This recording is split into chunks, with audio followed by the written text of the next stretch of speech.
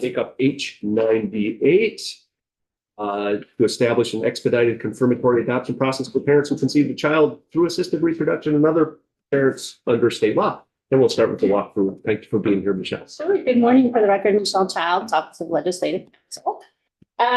So as the chair mentioned, we're taking up the issue of adoption. I want to give you just a little bit of, for those of you who have been on the committee, a little reminder about our parentage laws, and for the new folks, a little bit of the history around the parentage laws. So in 2018, this committee worked really hard with a number of fabulous family law attorneys on, you essentially created a new title specifically on parentage. It was interesting because the year prior, Justice Dooley, before he retired, came before this committee and said, I want to ask you one favor before I go. Will you please fix the parentage laws? The parentage laws were pretty antiquated, and they didn't reflect the way that families were being formed today, because there's so many ways that people become a family. And so there was a comprehensive title that was adopted in 2018, identifying the many ways that someone can be legally recognized as a parent. I'm going to do a little reading here to make sure that I don't skip anything. So, and just so you know, if you just have some free time and you want to tool around the statutes, it's Title 15C. Can be, you can take a look at it on our legislative website. So the many ways that people can establish parentage under Vermont law. 1, giving birth to a child. 2 is adoption. 3 is what's known as a voluntary acknowledgement of parentage. So any of you who are parents, and if you delivered it in the hospital, or I assume probably if you were at home and had a midwife, there's a form and you sign the voluntary acknowledgement of parentage. There can be it can be a presumed parent. So that would be something like something that has always existed in the parentage laws, whereas if a child born during the marriage is presumed to be the child of both of those people in the marriage. You can be a de facto parent, and those are circumstances where basically if you think of a couple who are living together as a family, maybe there's a couple children, they're the biological children of one of those folks, but the other person lives with the children, holds themselves out as a parent, takes care of the kids, drives them to school, takes them to doctor's appointments, things like that. They can also be recognized as a legal parent. There's genetic parentage, which is exactly like it sounds. There's becoming a parent through the use of assisted reproductive technology. And then there is parentage through if you have a gestational carrier agreement, so surrogacy. So those are the 9 ways, and it gets a little complicated when you go in and look at the different values, but they're all in there. In each chapter in the parentage title goes through and discusses the criteria for each of those. But I just wanted to start out a little bit with that and the many ways that someone can become a parent. And so the bill in front of you, what this does is it is kind of belts and suspenders. You know, we talk about that lots of times around passing laws to give another legal option to do something. I'm sure everybody has either you have family members or community members or friends or heard on the news. There are a lot of folks who are LGBTQ parents who are concerned about their parental rights, not here in Vermont, but when traveling outside of the jurisdiction, and concerned about whether or not their parental rights and responsibilities would be recognized if things change, either at the national level in different states. And so being able to adopt a child and have a judicial order from the probate division declaring that person a parent even though they're legally recognized as a parent here in Vermont, provides more assurance from a portability standpoint.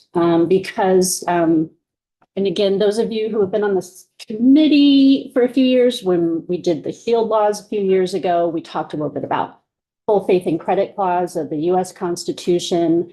That provides essentially that all the states recognize the laws of the other state and the home state, right? So that's just so that there's not this kind of chaos, right, when people move amongst the states. And the general rule, in a very oversimplified explanation, is that when it comes to statutes and another state's laws, generally states will recognize that other state's law. However, if it's contrary to their state policy, they can choose whether or not to recognize that other state's law. So if they're totally different, there's some room there for to say, well, we're not going to recognize the home state's laws. But when it comes to judicial orders, there's not much room to say no. It's different, and there's a different standard there. So there's more assurance. So if you think about someone who, under Vermont law, is considered, a child was born during the marriage, or they're a de facto parent, or whatever, they're legally recognized as a parent and have parental rights and responsibilities here in Vermont. But if they went somewhere else, and depending on that other state's laws, if they changed them and they were contrary, then there might be some vulnerability there. However, if they can adopt and they have a judicial order on adoption, it provides kind of the belts and suspenders. Now, just so you know, is that someone who is a non-biological parent, but they have a child who was conceived through artificial reproductive technology and are recognized as a legal parent here in Vermont, they can still, under the current law and under the parentage law, they can go and get a birth order from the court now. So that is one avenue. Going through and doing the adoption is just another avenue for them to be able to do this. So it's providing options. And so the bill in front of you is to provide an expedited process for that adoption.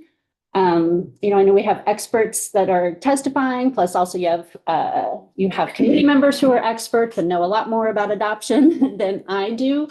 But it can be quite a complicated process, right? To vet the person and go through. There's a lot of requirements. Adoption is in Title 15A. It sets forth all the requirements for adoption. But if you're talking about a couple and they have agreed and consented to to having the child through the use of assisted reproductive technology, that child is in the home, they're raising the child together, the question, this is trying to address and say, well, maybe that person doesn't really need to go through and jump through all the home, through all those hoops. They don't need the home study. The child's been living in the home. They agreed to have the child together. They're both caring for the child. They don't need a criminal background check. They don't need, all of these different things. And so this is providing kind of an expedited process for those folks who are already recognized legal parents here in Vermont. Okay, so I'm going to start looking at the language. So on page 1, this is creating a new provision in the adoption title. You'll see the definitions in subsection A, and the definition of assisted reproduction. We're not talking surrogacy children who are born through a gestational carrier. Definition of marriage. When we talk about petitioners, we're talking about the folks who are looking to adopt. Page 2, subsection B. It says whenever a child is born as a result of assisted reproduction and the person or persons who did not give birth are a parent under the parentage law for ART, or they're a presumed parent under another provision of the parentage law. So let's say the child was born during the marriage, and the parents seek to file a petition to confirm parentage through adoption. The court is to permit them to file a petition for adoption. in accordance with this new section. Subsection C identifies the things that are to be contained in the petition. It has to be signed by all the parties. If the petitioners are married, you file a copy of the marriage certificate. There has to be a declaration signed by the person who gave birth and the person who did not give birth, explaining the circumstances of the child's birth through ART and attesting to their consent to ART and attesting that there's no competing claims of parentage. And then the fourth is the copy of the child's birth certificate. Subsection D, the completion of the petition is considered to be the petitioner's written consent to adoption, and you don't need any additional consent. Subsection E says that if the child was conceived through ART with donor gametes or donor embryos, then the court is not to require notice of the adoption to the donor. So if there was a sperm donor, you don't have to go through and get the consent to adoption from the sperm donor. Again, not talking about surrogacy. Subsection F. Can you, why not surrogacy? You've mentioned that a couple of times. We're not talking surrogacy. Is there a reason? I think, so that was the choice. I think I'm going to defer that to the witnesses in terms of how that, so there is the option to get the birth order under current law, under the parentage. I think when you're adding in surrogacy and another person, it becomes a little more complicated, but that was just a choice from on the point of the advocates with regard to how to approach this. Okay, all right, so we'll ask them. Thanks. Actually, follow up on Yeah, that. go ahead, Jack. In practice, though, could we add surrogates? In practice, could you? Yeah, there's nothing prohibiting the committee if we wanted to go that route and add surrogates. Yeah, I think you would just want to, I think some of the aspects may be different and we Right, want to work sure. with folks on that. Yep. So subsection F is that unless ordered by the court for good cause shown, the petitioners do not have to do an in-person hearing or court appearance. They don't have to have like an investigation or a home study. They don't have to have a criminal record check. They don't have to do like a verification that the child's not registered on this federal register for missing children. There doesn't have to be like a minimum time that the child has lived in the household with everyone. Page 4, subsection G, is that because doesn't require a hearing or these record checks or these other things that take time, the intention is that as long as the elements are met in terms of what's required by the petition, then the court's to grant the adoption. So there's to do that within 30 days upon finding that if the parents are married, that the parent who gave birth and the spouse were married at the time of the child's birth and the child was born through ART. And then if the parents are not married, the court would have to find that the person who gave birth and the non-marital parent consented to the assisted reproduction and that there are no competing claims of parentage. Subsection H is that the court is not to deny an adoption just on the fact that the person is already a legally recognized parent in Vermont. And then finally on subsection I, when parentage is presumed or legally recognized according to the parentage title, the fact that the parties did not petition for adoption under this section isn't to be considered as evidence when two or more presumptions under the parentage law conflict, nor in determining best interest of the child, because best interest of the child is the standard for the parentage law. And that's it. And I think you've got, the witnesses who are on today are practitioners, and then of course, Judge Zone, who is always so helpful with regard to the court process. And And so I think they can talk to you a lot about the kind of practical and logistical issues of navigating the system and why the legislation is being sought.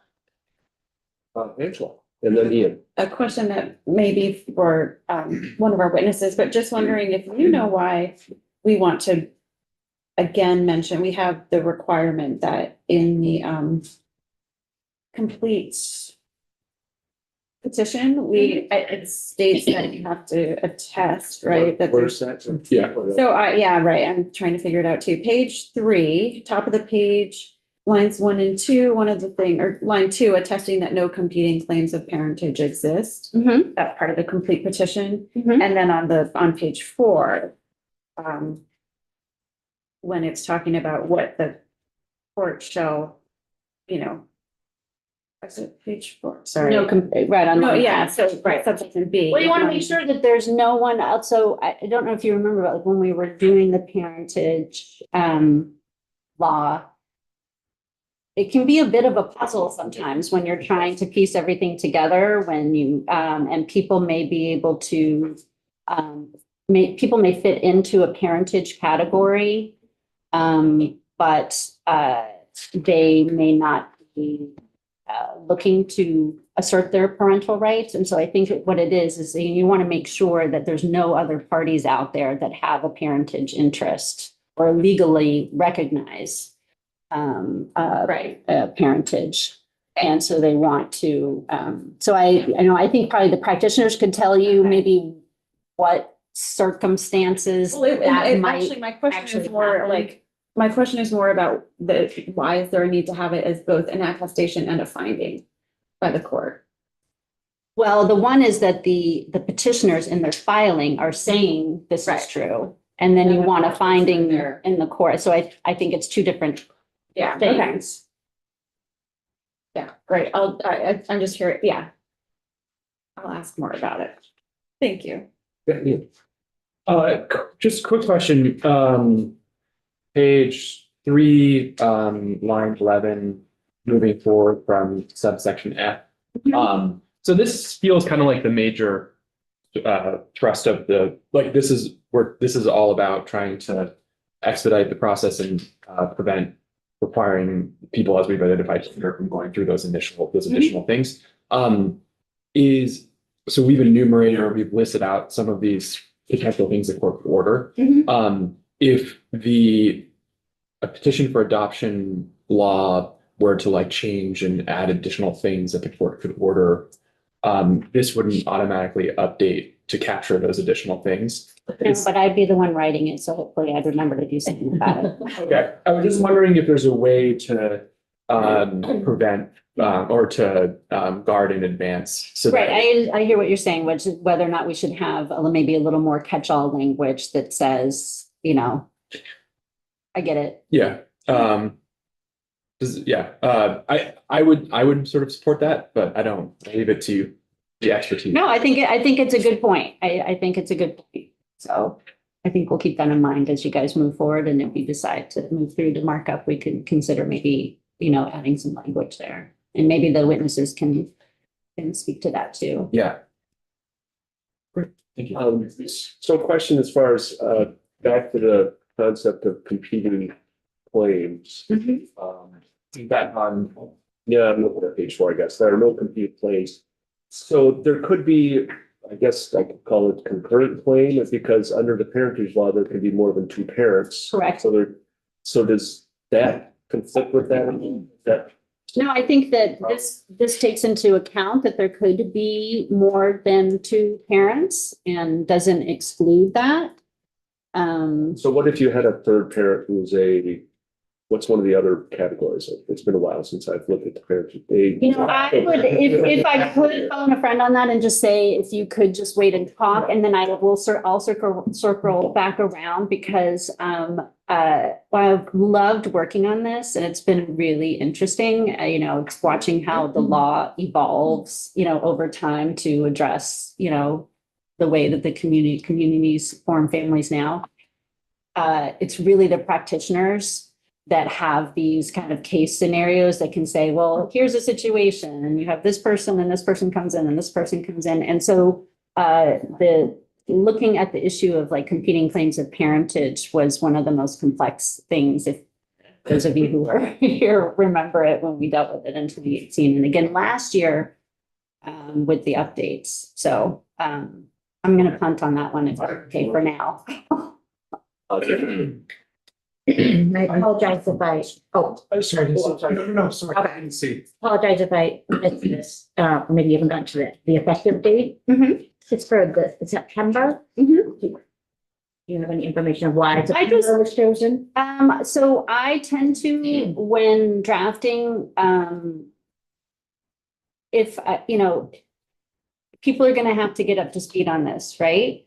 This is providing a new process, in the probate division, right? You want to give the court, time, and I'm sure Judge Zummy will address this, you want to make sure that the court has time to, kind of establish their procedures around that, to make sure the judges and court personnel are trained on that. Sure, information goes out through the Bar Association, things like that. And that's always your policy choice about where to do that. And I know that, people would like to do it sooner rather than later, but you always want to think about the time it takes for implementation and be realistic about that. Thank So, you, that helpful context. Sure. We can talk to witnesses Sure. about that too. Jack, I think you're.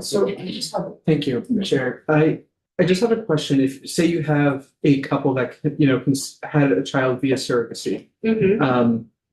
and the carrying parent of the baby wanted to claim parentage over the child, Mhm. does this bill afford for that? This doesn't apply to surrogacy for the adoption, but under current law, then those parents would be recognized as legal parents, and they can go to the court and get a court order as kind of like doubly on top of that. But this adoption provision doesn't address surrogacy. Well, so say we take it through IVF and you still have a surrogate that's carrying the child. My question is like, and again, this is a worst case scenario, Mhm. but the world that we live in, if the woman who was carrying the child essentially sued the parents who, do you understand where I'm going? Like if you have two parents who are conceiving the child through IVF and you have a surrogate carrying the child, if the surrogate is suing the parents for rights for parenting. Mhm. So under our current law so it's chapter 8 on Title 15C sets forth the requirements for gestational carrier agreements. And I think so one of our witnesses, Kurt Hughes, he's kind of our in-state expert on surrogacy, and he can kind of address, I think, Okay. some of those issues with you about those things. But there's a contract required amongst all of those folks. So Right. you're kind of saying, if despite the there's a breach of contract, right. all of those kinds of things, worst case scenario, what happens, even though, there was an agreement beforehand, I think he would be the person Yeah. to answer that. Just because the only reason I bring it up is, especially in New York, a lot of my friends have conceived their children via IVF and via surrogates. And there are really horrific stories that you hear of where things unfortunately go haywire. And, again, so that I'm just looking to protect from for that. Right. And I think that would be kind of under our existing parentage law, but I think Kurt could probably address some of those things with you That's because great. he's really our expert on that. Ken, do you have a question? Oh, I thought you had a question. The lead. It was like a lean in type question. All right, so lean towards you. Lean towards the witness. Kind of confused there. As if you wanted to ask her a question. In any event, thank you very much. And we will go to one of those practitioner experts next to Polly Crozier. Thank you for being with us, Polly. Thank you for your concern. Thank you so much for having me, Chair. I have to say I'm debating in my head, do I go right into your excellent questions or provide an overview that I had planned? I think I'm going to shorten my overview, but it's probably some helpful context as well, and then address some of your questions, and also, of course, Kurt and Attorney Hughes and Attorney York will as well, I'm sure. So my name is Polly, and I'm really happy to be here again. I had to say this is probably my favorite committee to show up to in the country because no, I mean like literally, because just sitting here and hearing your excellent questions and Michelle's presentation, it's really warms my heart. And I actually mean that really sincerely. So I'm here on behalf of GLBTQ legal advocates and defenders to testify in support of H98 and to answer some questions. I'm also here as I used to be an adoption and family lawyer before I was at GLAAD for over a decade. Adoption was in my practice area as well. As you know, or for those of you who might be new to the committee, GLAAD Law has had the pleasure of collaborating with Vermonters for decades on protections for children and families. I was part of the work that worked since 2016. I played a small role in supporting the enactment of the Vermont Parentage Act.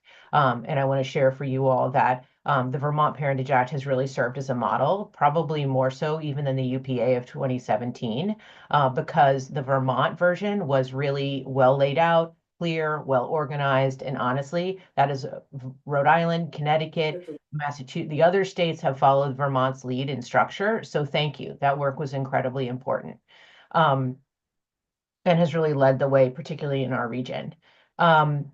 And last session, as you recall, I was here before the committee as you made some tweaks to the Vermont Parentage Act at the request of the Office of Child Support and practitioners who wanted to make sure that there was ready access to justice under that law, particularly for folks without attorneys. The idea for this bill actually came out of that work last year, right? The idea being, how can the legislature act even more to increase safety and stability for children and families in Vermont? So yes, Michelle, obviously, as usual, is totally on the money that the bill adds a confirmatory adoption provision to the Vermont Adoption Code. It is about confirming parentage, not establishing parentage, which is how the adoption code usually operates, right? But for many families who are seeking adoption now, to make sure that they're protected wherever they travel or move to, they're using the adoption code, but it doesn't really fit those families. And I think you'll hear more from Kurt and Meg about how folks in Vermont are dealing with that. But this is really to try to provide a tool for these families to get an adoption decree in a more streamlined fashion that makes sense.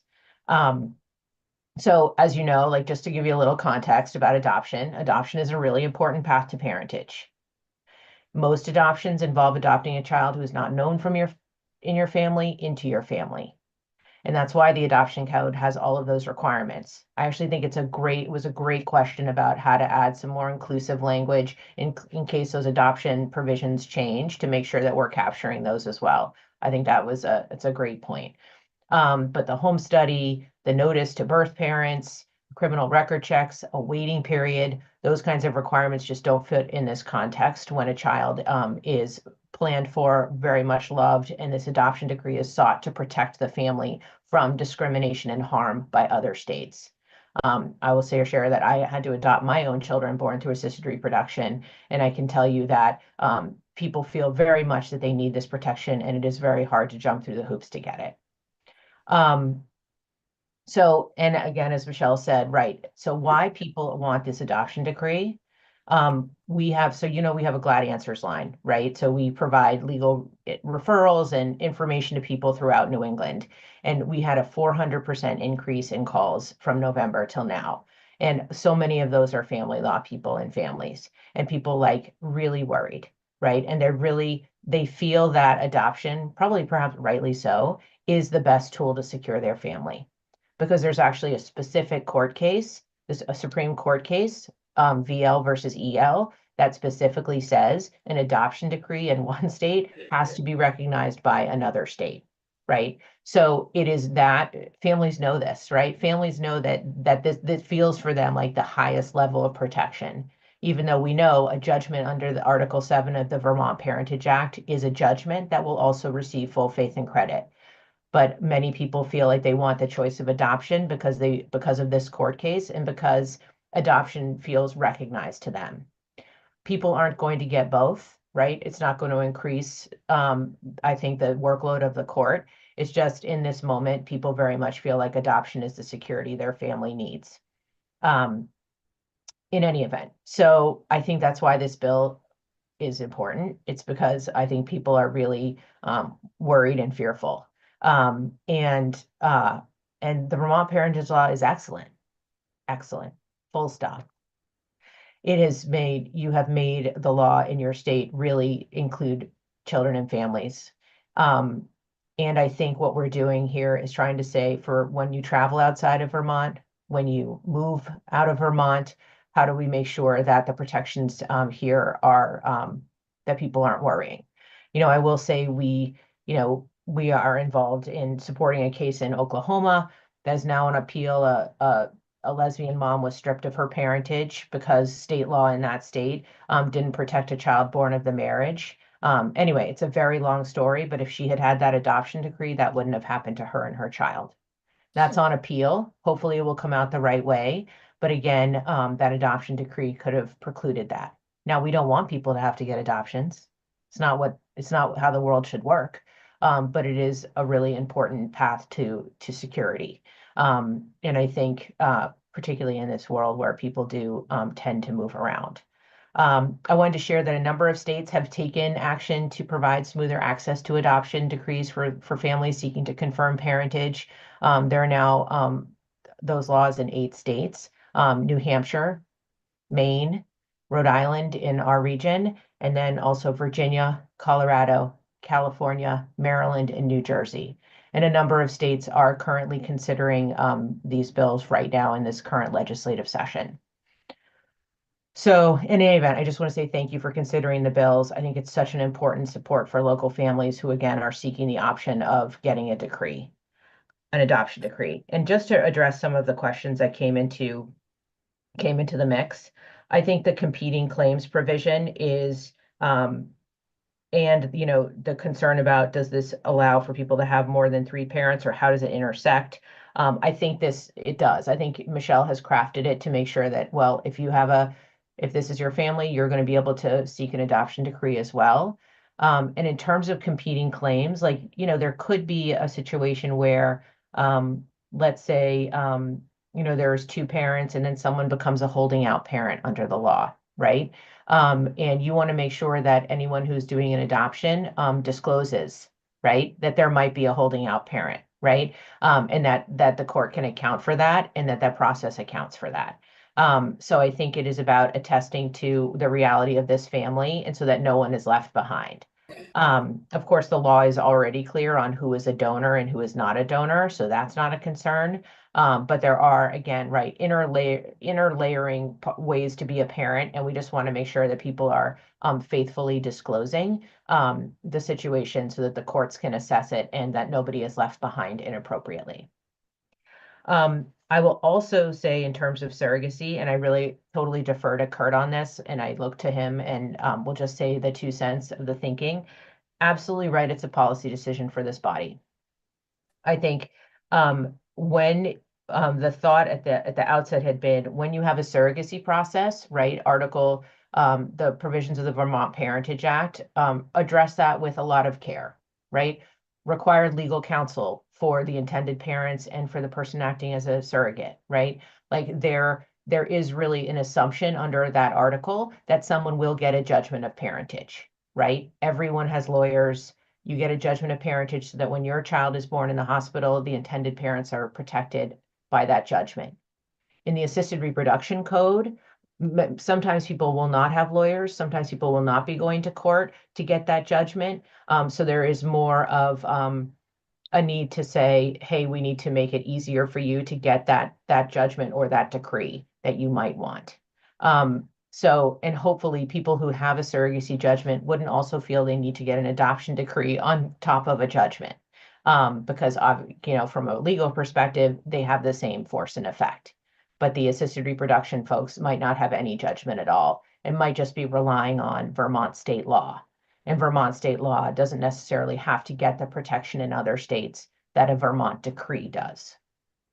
So that's just one explanation, but obviously it is up to this body. If surrogacy wants to be included, I think, obviously we would support that as well.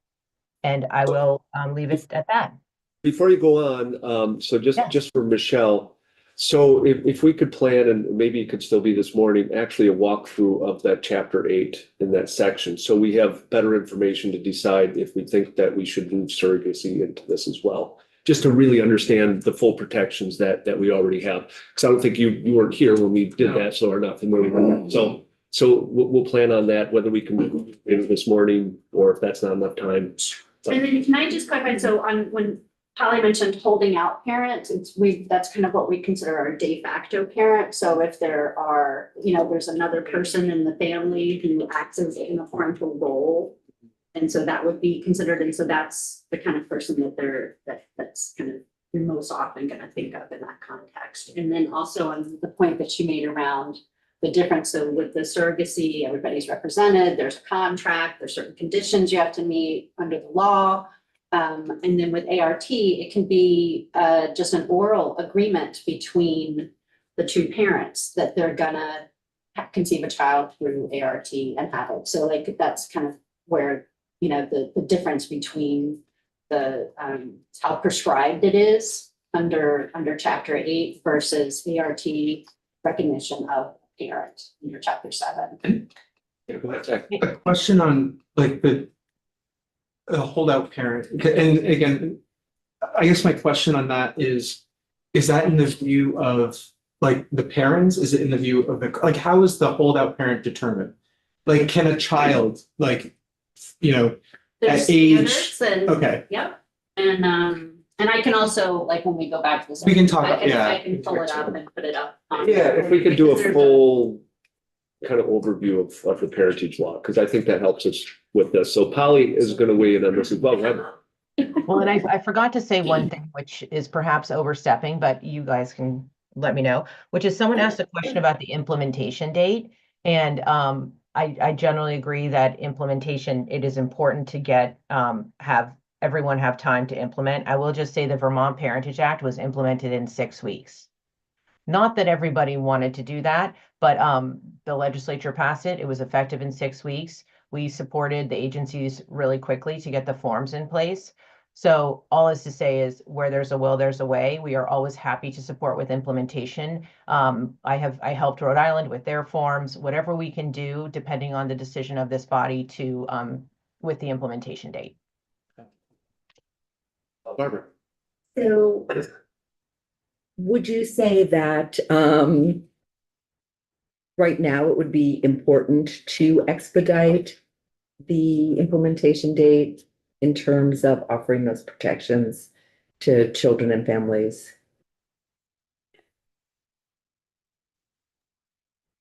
Was that a question for me? I'm sorry, I Yes. can't hear very well. Yes. I apologize. The owl is excellent, but in my humble opinion, yes, I think that it is a time when lawyers are really doing a lot to try to support the community, right? Having pro bono days, trying to get legal services as much as possible to people. I think the sooner the better would be wonderful. So I want to go back to, you talked a little bit about the holdout parents. I guess that I didn't realize that was the other term for de facto parents. So this doesn't apply to some of those other avenues for parentage, like de facto parents. And can you explain why that's the case? Yeah. Yes. Well, actually, under Vermont law, there's in those 9 paths, there is a holding out path and there is a de facto parent path. Okay, So if I you could just address wanna- both of them. Yeah. Yes. So the de facto parent path is definitely not going to be implicated by this statute. Okay. Because de facto parentage is a 7-factor standard. It is always a court process. It is a very intense process.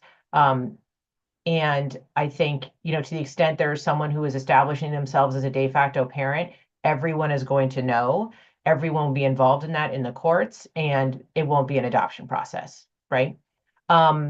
And a court judgment will adjudicate if someone is added on as a third parent or not. So I'm just going to set de facto parents aside because I don't think Okay. they're implicated. Holding out parents are also established by the court, right? So you can have a holding out a parent is like kind of a non-marital presumption, right? You can bring a child into your home, act as a parent, and you will become a parent, but you have to become a parent either by by being adjudicated by the court. Like that's how it is formally established. So I again don't think, I think the intention for this law is to really say people, children born through assisted reproduction, again, so it's a limit to children born through assisted reproduction who are parent in their parents are clearly parents under Vermont state law, right? So you're either born into a marriage through assisted reproduction or you're born into assisted reproduction to an unmarried family, but there's that consent to assisted reproduction. What I meant was like why people have to attest to being a whole, if there are no competing claims for parentage, because there could be, I mean, I think it's going to be a relatively unusual situation, but you could have a situation where two parents are parents through assisted reproduction and there's a holding out parent that has come up because like say the child's 15 and I don't know, I'm not thinking of all the, perhaps Meg or Kirk can chime in on the potential scenarios. And we would just want to make sure that the parents who are seeking adoption have to attest to the fact that there are no competing claims, right? That there are no other holding out parents, that there's no one else in that child's life who serves as a parent, because we don't want anybody cutting out. So I think it's more of a process piece, just to make sure that, and if the court has questions about that, the court has the discretion to say, wait, I need more information. You know, I need some more information and to make this a longer process. So I think it's just a little bit of a fail-safe to make sure that the process is appropriate for that child's family. I hope that makes sense. Yeah, I think so. So let me see if I understand this one of the components. So we don't necessarily have to have this path for additional protections in some of those other scenarios, other paths, because there is a judgment Right. that Yes. has resulted. In this particular instance, there may not be a judgment Right. that used, and we want to give them an additional path for getting an order. So I mean, that kind of covers surrogacy, de facto, holding out parent. Each of those comes with judgment. You know, you said it so much better than I did, Chair. Right. These ART parents might not have a judgment. They might just be like, hey, we're married in Vermont, or hey, we consented to assisted reproduction. They need a judgment. All right. So that's it. Yeah. Okay. I appreciate that. Can I, Yeah, go ahead, Angela. just to like, I'm probably doubling down on what you just said, but like saying it in a different way so that my brain understands it. So are we capturing through this, the bill as written, capturing the only or the most likely scenarios in which there would not be a different kind of court order or decree, and therefore these scenarios require that extra layer of protection, and that extra layer of protection would be the adoption decree. Yes. And we've got the likely scenarios covered here. Yes. Right. So let me make sure Just to be 100% clear, like these families that we're protecting here under this, they could go to Vermont and say, I want a judgment under Article 7. I want an assisted reproduction judgment. They do have that path available. What this is doing is giving them a more streamlined path if the thing they want is an adoption decree. Because again, there's a US Supreme Court case that is totally on with adoption decrees and not with judgments. And I realize we are in the legal weeds here. And I wish people felt comfortable with the Article 7 judgments. But many people feel perhaps we don't honestly, I'm sorry, things are changing every minute. We don't know what's going to happen. And I think giving them a path to an adoption decree is important. But they do currently have a path under Vermont law. It's about belts and suspenders, giving people options to protect their families in the way they feel most safe. before I go to Ian, just real quick. So, but what about the individuals who are getting just the judgments under those others paths? I mean, you're saying that you can get a judgment under the Article 7 or Chapter 7, but you get a judgment on those others. We're not hearing that folks are uncomfortable, that that's not sufficient in those other scenarios, de facto parent, holdout parent, surrogacy. So, I mean, I don't understand why are people fine with judgments there and not necessarily here? Well, that's a great question. I'm curious, Kurt and Meg's take on that. I think that, well, one thing I will say is that, like, particularly like a holding out judgment and a de facto parent judgment, those are super contested court. I mean, not always contested, but they're very, very they're very heavily involved, right? And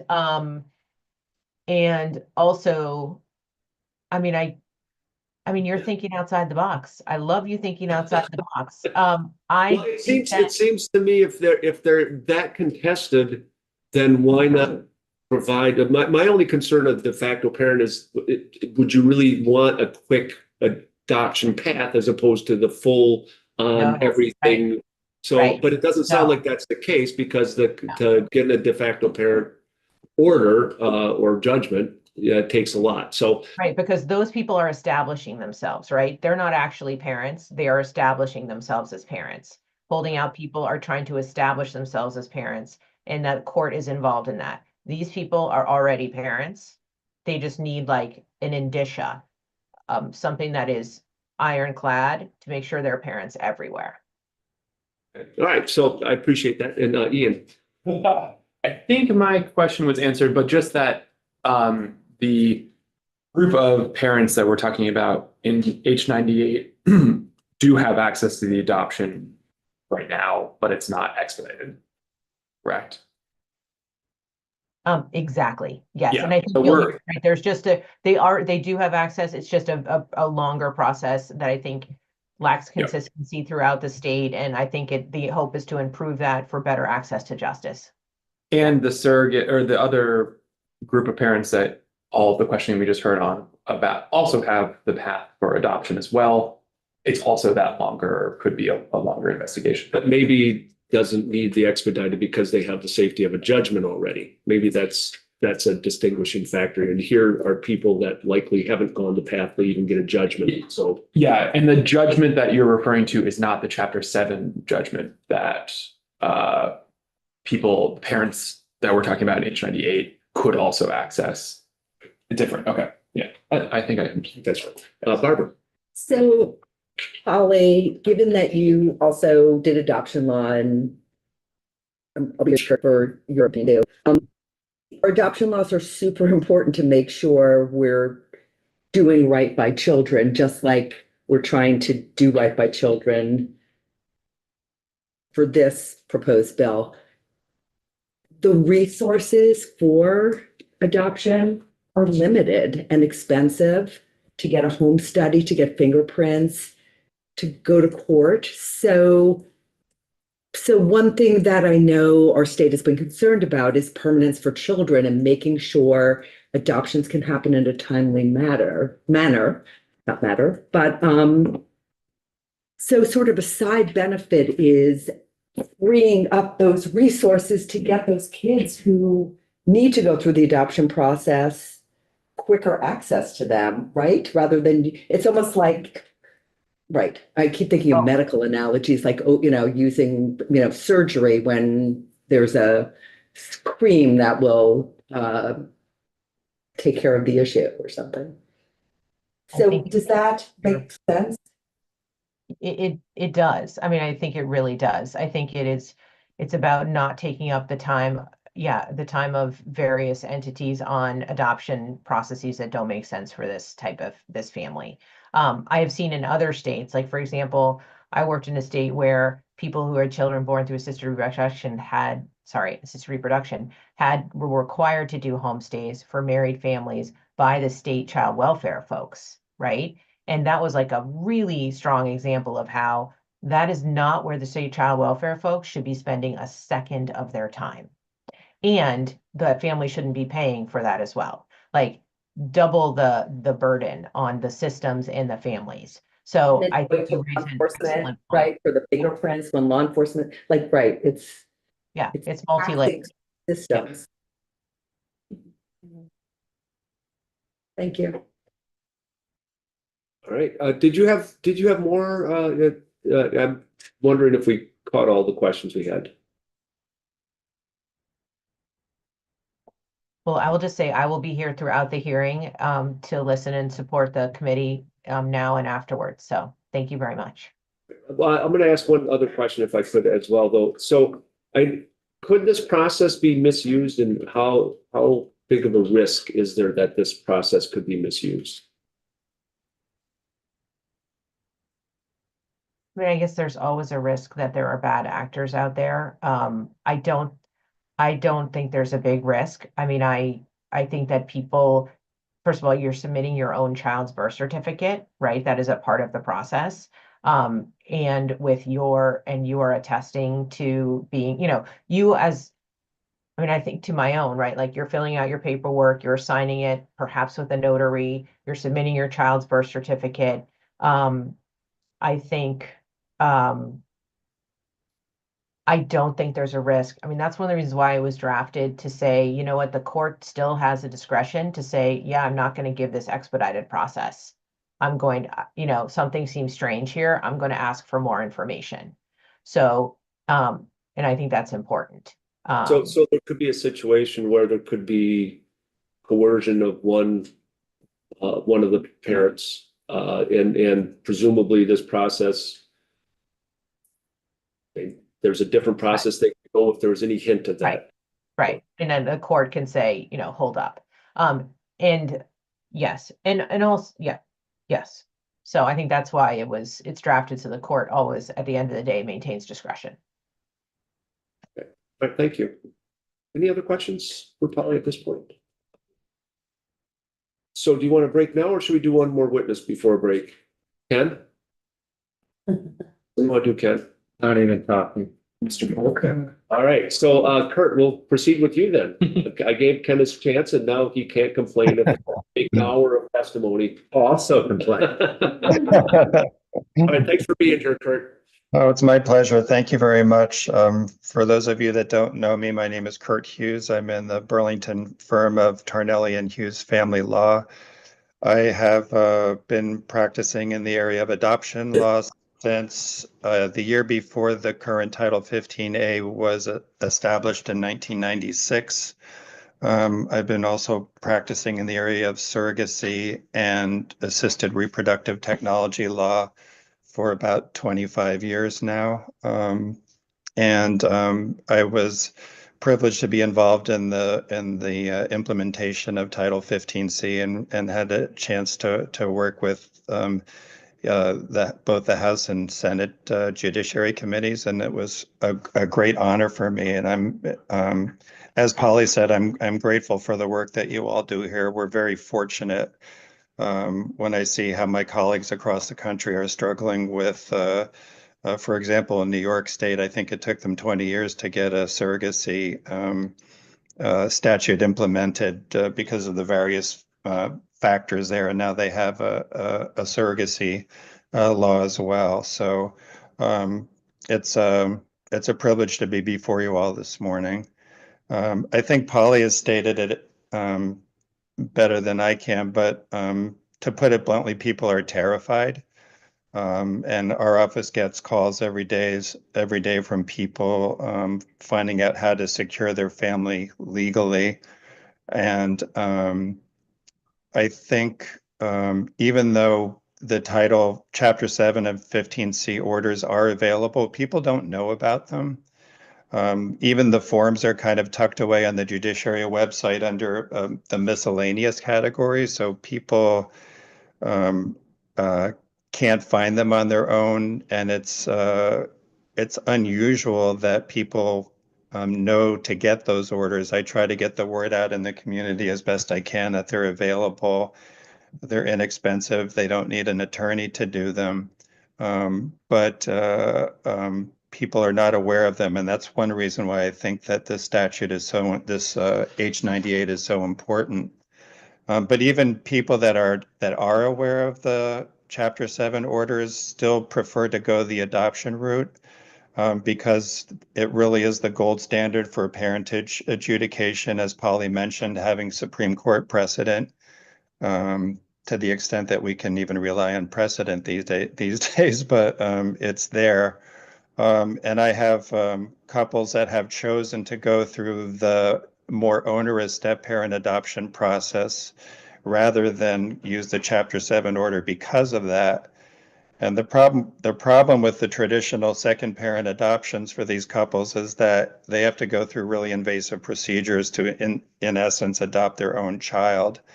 And different courts around the state some courts are equipped to handle them and some really don't know how to handle them. I've got one case in a county that will remain nameless that it was insisting that I get a consent from the sperm donor, even though the sperm donor is not a parent, and we supplied the sperm donor agreement. The forms are incorrect. So, for example, when the spouse signs a consent for the adoption, a second parent adoption, the form says that it has to be signed in front of the judge, when in fact the statute allows it to be signed in before a notary. So, in that particular county, I've had an adoption held up for 3 months now while I submit memos trying to explain the status of the law to the court. They have to go through FBI fingerprint clearances, motor vehicle record checks, abuse registry checks, um, um, and potentially a home study, although most courts do not require the home studies. Under second parent adoptions, home studies are optional, unlike non-relative adoptions. But there is still that possibility. But people really want the security offered by an adoption decree. And even Chapter 7 parentage orders for assisted fertility are available before the birth of the child, so that those court orders don't have the child's birth date and the name of the child necessarily. And so that's another reason why the adoption decree will provide them with a court order that has the child's full identifying information in them. And people really need it. They're scared. And this H98 provides that security for them. And I believe it's a very important option for people to have. And I'm in full support of the bill and happy to answer any questions that you have. Questions? Barbara, then Angela. Hi, Kirk. Great to see you. So as you were talking, I had and this is maybe like totally irrelevant, but is there anything that could come up we have a lot of people who were born here who are worried about their immigration status. And I'm just wondering if anyone that we'd be, that would want to apply for this has an immigration issue, if that's something we should also try to address. And it feels big and like not like it belongs in here, but it just crossed my mind that could come up. I mean, the only concerns I'm having right now with immigration issues are more tied to my international surrogacy clients and the threat to birthright citizenship. But in terms of adoption in Title 15A, I mean, I don't know enough about immigration law to really weigh in on that, I guess, but I wouldn't see how this would. I'm hesitant to mix that issue in with this bill, I guess. Agreed. It just seems like and if some courts are asking for sperm donor identification, are there protections that anyone who used a sperm donor needs to get belts and suspenders for that? We should think about that. I think they'd be covered by this, right? But yes, and I mean, I wouldn't, if people are using a known donor, for example, and they have a donor agreement, I submit those agreements in a traditional second parent adoption. And certainly if the court had any questions about about the legality of the donor. I suppose that they could ask that. Written donor agreements are not required. I mean, I think it's a very important protection to have, but there's not necessarily a written agreement either. And is there something we should do to let the public know about this process? Because it's concerning when you said people don't know. Well, We built that in. I think that practitioners, I put a blog up on our website. I know Polly and Meg York are doing everything they can to get the word out to the community. I think because people are so scared right now that there's a lot of self-education going on as well. And I'm just trying to facilitate that. And every time somebody calls in, I tell them about it and educate them and tell them to tell their friends and get it out. But as a legislative body, I think the mere fact that you're doing this is all that we can ask. And I think it's up to us as practitioners to get the word out. Thank you.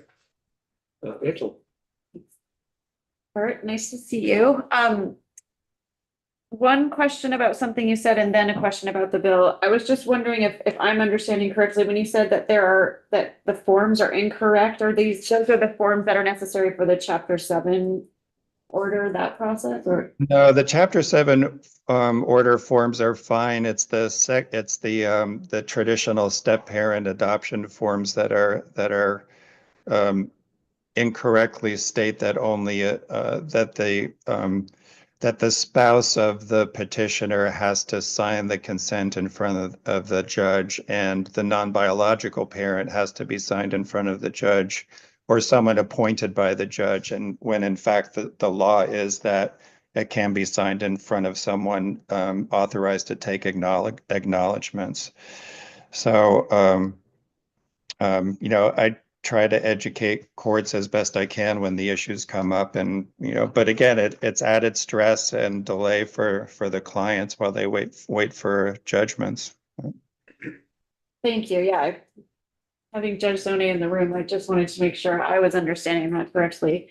Yeah.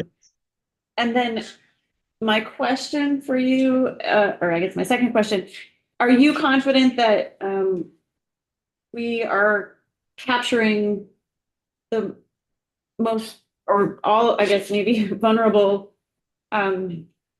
parents with the way the bill is written through this expedited process? And specifically, are you confident in the surrogacy requirements, that whatever results from those requirements will be equal to the protection afforded by what it sounds like, afforded by adoption decree? Yeah, I am. I mean, it was a good point that was raised about it being available to parentage by surrogacy, but as Polly pointed out, surrogacy participants in a surrogacy arrangement, both sides have counsels or independent counsels required by law, and they're part of the surrogacy agreements require that Chapter 8 pre-birth orders be obtained. I've never had a surrogacy client ask about the option of second parent adoptions. I know some international clients will do that in their home country, but I've never been asked to do it for domestic surrogacy clients. And really the folks that would be under the surrogacy clients that would most likely ask at some point to have access to this confirmatory adoption would be same-sex male clients. But I've never had clients ask about that, I guess. That's not to say that, as things progress over the next 4 years, we may not want it. But I think the important thing for them, as Polly said, that they will have a court judgment, so they will be protected in that manner.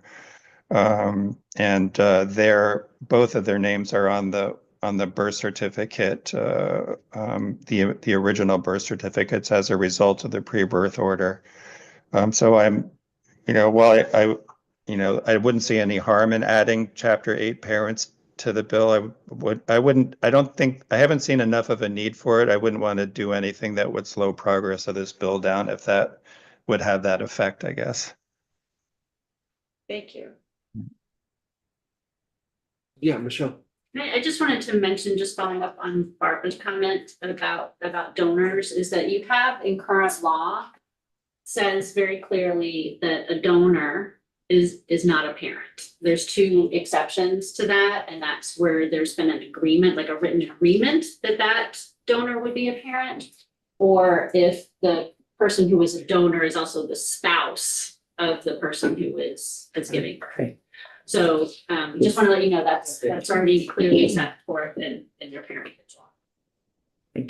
And then also just Zach, so this is the man that knows everything about surrogacy. If you have questions about what happens when things go wrong. I appreciate that. Kurt kind of addressed my concerns in that parents via surrogacy are protected outside of this. So I don't know if it's necessarily necessary is what I'm hearing. Like Kurt, just posing it directly to you again, I guess. So long as it doesn't prohibit the speed of the bill being passed or the implementation, you have no issue with surrogacy being added. There's nothing wrong with it being added for additional protection. Yeah, that's my view. Yes. Yeah. Mhm. So let me just extend that a little further then. As far as pros and cons, I guess we've kind of covered surrogacy. That doesn't sound like there's cons except for getting the bill through, though we may hear from other witnesses that there are some downsides. But what about some of the other paths opening up this process? Are there pros and cons for doing that for holdout parents or de facto parents? If you could address that. Yeah, my experience with de facto parents has been kind of on both sides of it. I've had terrible litigation with de facto parentage where a non-biological parent is trying to establish parentage, and those parties are at odds, and I can't imagine that both parties, even if a court judgment issued for de facto parentage, you're still going to have one parent that would not agree to a confirmatory adoption. If it was a consensual establishment of de facto parentage, that would be a different story. I don't have experience in the realm of holdout parents, but de facto parentage could be problematic. And as Polly mentioned, those folks will have a judgment of parentage, so they will already have that protection. And I think the potential for conflict by adding de facto parentage to this bill is there, especially when there are contested cases. I can see it putting a strain on judicial resources, because one of the great things about this bill is that it is streamlined and won't put a lot of burden on the probate courts, which, as Judge Zoney will tell you, are overworked, and most of the counties are part-time. So I think I would encourage the committee to stick with scenarios that are the least likely to add to any conflict. And de facto parentage, it's a tough one. It's always they're done in the family courts, and again, if it's done consensually, that's one thing. But after days of litigation with one parent fighting it, I would be really hesitant to add that to the mix of a confirmatory adoption. Yeah, that makes sense. I appreciate that. Did you have a question, Ian? Well, I just had a thought. If would it address your concerns if we only allowed for either de facto parentage or one of the other of the 9, if it was kind of like in a divorce where if like the parties are like in agreement, then you can have a much more expedited process. So you would just say like, if both parties consent, then you could go down this path. And that would alleviate the concern of adding to the court process because, there wouldn't be litigation because they'd be both consenting. That would alleviate those concerns, yes. Okay. So we have something to think about on that as well. We can ask the other couple witnesses as well on that issue. Any other questions for Kurt?